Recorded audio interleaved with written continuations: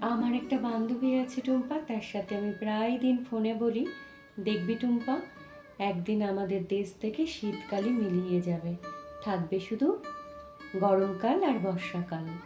আমাদের জেনারেশন বা আমাদের পরের জেনারেশন এরা তাও চিনছে শাল কাকে বলে, ব্ল্যাঙ্কেট কাকে বলে, বা কার্ডিগান সোয়েটার কাকে বলে। কিন্তু আমাদের পরের জেনারেশনের, তাদের পরের জেনারেশন এগুলো হয়তো চিনবেই না। তাদেরকে হয়তো এগুলো বার করে দেখাতে হবে যে এটাকে কার্ডিগান বলে, এটাকে সোয়েটার বলে, বা এটাকে ব্ল্যাঙ্কেট বলে। কারণ সেই সময় তো শীতকাল থাকবেই না।